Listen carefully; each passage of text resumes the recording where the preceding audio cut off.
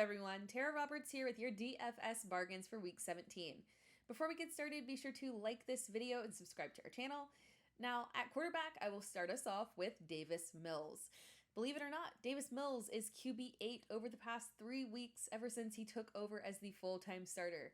This week, the Texans play San Francisco, who is tough against the run and softer against the pass. It's another great opportunity for him to pay off at his incredibly low pricing. Another option is Justin Fields if he's active. We are hoping that he is healthy enough to play because if he does, Justin Fields is a QB1. In his last 2 games in weeks 14 and 15, Fields was QB9, averaging just over 18 fantasy points per game. And this week he faces the Giants. It's a great welcome back matchup and a huge bargain if he plays. And let's do one more quarterback. Jimmy G suffered a thumb injury, placing Trey Lance in line for the start if he can't go. The games that Lance has started this year have been up and down. Low volume, low production, not fantastic from a real game perspective for the rookie, but we are talking fantasy football. And for our purposes, Trey Lance gets enough work on the ground to negate those issues. And this week he faces Houston, who just so happens to be terrible against the run, so fire him up. Moving on to running backs. We will start off with my most expensive bargain of the week, Chase Edmonds. It's real simple with Edmonds. Arizona faces the Cowboys, who are fantastic against the pass. It just makes sense to focus your attack on the ground.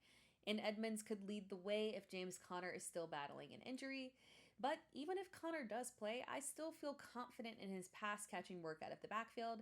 Last week, Edmonds caught 8 of his 9 targets. He is a big asset with the Cardinals' very depleted wide receiving corps.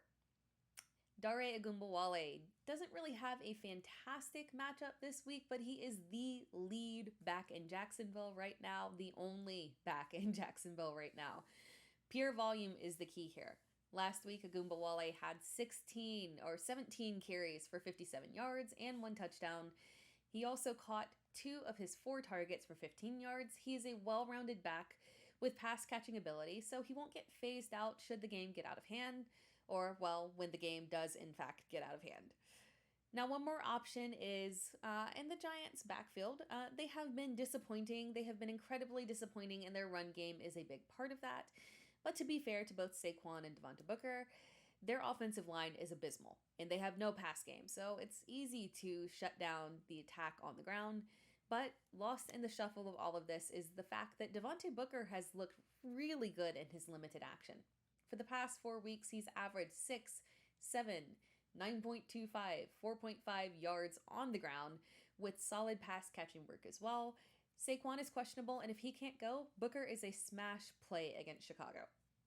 Now at wide receiver, the Bills have their full arsenal of weapons in Diggs, Sanders, Beasley, Davis, Knox, and Isaiah McKenzie, who had a fantastic performance last week, and they face Atlanta. You want a piece of this offense. Emmanuel Sanders is the lowest price receiver. Crazy. Yes, he is, but I don't think he is the best route to go. Pay up slightly and go with Cole Beasley. His work more closely aligns with receivers that have been very successful against Atlanta. It should be a strong payoff at cheap pricing. Now, you might be wondering why I am suggesting going with Kadarius Toney, knowing that he is catching balls from Jake Fromm and Mike Glennon. It's not a safe play. It's a high-risk, high-upside play, but Chicago has struggled on defense. And last week against Philadelphia, Toney caught 4 of 9 targets on just a 51% snap count. He did sit out Wednesday, unfortunately, with a shoulder injury, but hopefully it's just precaution and rest versus something serious because he has huge upside this week. Another cheap option that I'm interested in is Breshad Perriman. The Bucs play the Jets, and you just have to imagine that Brady rights the ship and goes back to that 300-plus yards, multiple touchdowns Brady that we expect. And the receiving core outside of Antonio Brown just didn't step up last week, so I think Perriman has the instant opportunity to step in and be a big play guy for Brady. And at tight end, we will go with 2 options, 2 cheap options. Even with the return of Ricky Seals-Jones, John Bates has led the tight end position in Washington. Last week, he caught 2 of his 3 targets for 45 yards and a touchdown. His snap count was 75% compared to just 45% for Jones. I think Washington sees a future in the rookie tight end, and he can pay off big time in your lineup.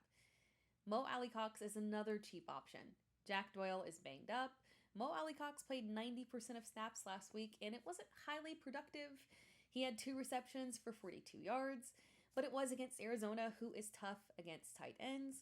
This week's matchup against Las Vegas is fantastic, very tight end friendly. They give up the most fantasy points to tight ends, so go with Mo Alie-Cox. And that wraps things up for this week's DFS Bargains. As always, be sure to like this video and subscribe to Fantasy Alarm. Thanks for watching, and good luck with your lineups.